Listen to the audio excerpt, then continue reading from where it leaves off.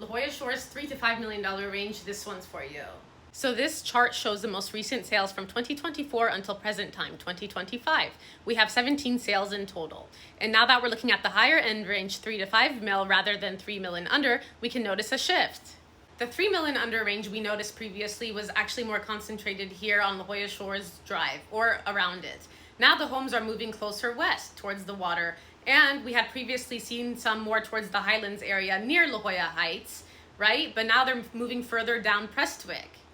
Here's the same map showing the same 17 sales, but organized by sold price. I don't have any that close for $5 million on the dot based off of the MLS input, which is the most precise. So as we can see, the higher end ranges, anything with a 4 in front of it, is closing closer towards the water. We have one on Paseo Dorado, which is going to be more private, slightly higher elevation. And then we have one on Prestwick, which is the highest elevation with very expansive ocean views.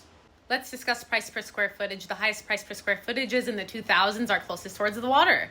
Then as we go down even further, 1800s, they're getting further away, and even lower getting further away, generally, not always. So if homes towards the water are closing at a higher price per square footage, what could that mean? You guessed it, the homes that are closest towards the water tend to be smaller in square footage on average. We have 2 prestigious streets responsible for the most sales. We have El Paseo Grande, where we have 22 waterfront properties, by the way, which are at higher price points. And then we have Prestwick Drive, which is going to be at a higher elevation. So from El Paseo Grande, which is towards the water, up to Prestwick, you're going to have to take Calle del Oro all the way up. So you go all the way up the hill, and then Calle del Oro becomes Prestwick as soon as it curves. So as you can see here, I'm walking down that curve, and we had 2 homes trade right on this curve for 3.1 and 3.890. And then this is going to be El Paseo Grande. So I'm walking towards the beach, I'm walking towards Kellogg Park, right? And then all of a sudden I turn right, and then I'm right at the shores. Now let's discuss pricing, because there's a pattern. So yes, list price doesn't really hold a ton of weight because it's more of a marketing tactic. So it may not be the actual valuation of the home. But how it can affect the buyer is that it affects the perceived value. So I've created this chart just showing the average percentage off initial list price based upon how many days this home has been on market, okay? And as we can see, the homes that were on market for 15 days and under, they moved fast. The average percentage off list price for the homes that sold below list was 5.2% off. As soon as we have the homes in the 70s, so 74 and 77 days on market, it's 7.5% off.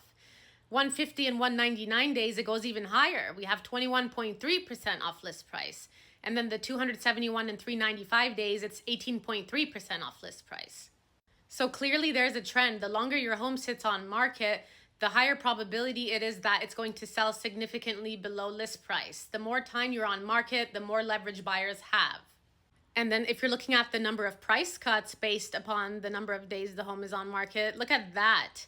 It increases significantly the longer the home has been on market. Look at the 271 days one, 5 price reductions before it sold.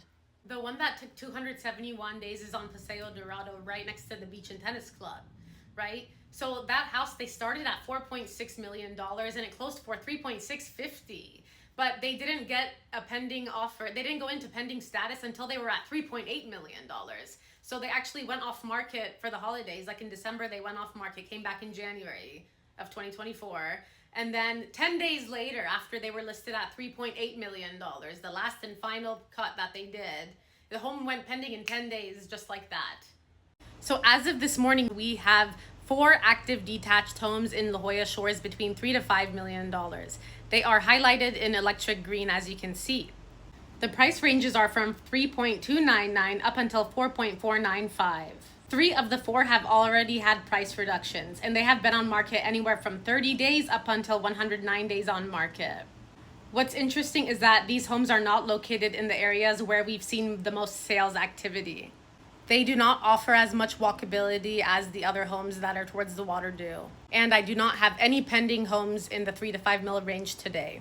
So when it comes to La Jolla Shores, if you're the type of person who likes peace and quiet, and you don't really like a lot of people or foot traffic nearby you, then I would probably stay away from El Paseo Grande, stay away from that area, because yes, in the summertime it does get extremely busy. And many of the homes, they're investment opportunities. They have renters, vacation rentals, right?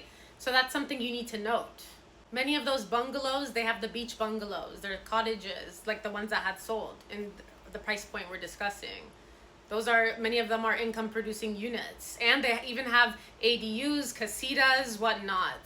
So if you don't want a lot of people around you, then I would probably recommend going to Upper La Jolla Shores, or maybe another part of La Jolla Shores that's not right there in the center of everything. Yes, you may not be steps away from the beach like those homes are, or steps away from fine dining and shops, right? However, you are at a higher elevation, maybe if you're on Prestwick, let's say. At a higher elevation, you have more expansive ocean views depending on where you are on Prestwick, right? So that's something to consider. So yes, La Jolla Shores can command a premium because it's one of the most highly sought after neighborhoods in all of La Jolla and the whole country, right? But the thing is that when you are pricing your home, you still have to price it appropriately to what the product is, because if you don't, then you risk sitting on market longer and longer and longer, and the buyers still won't come, right? Because homes still sit on market even in La Jolla Shores. So it just really depends on what the product is and what the price alignment with that product is, and then you go from there. And again, I'm Tara Ravanbach, your La Jolla native insider and market analyst, and I'll see you on Saturday for the La Jolla Detached Market Update Week 25.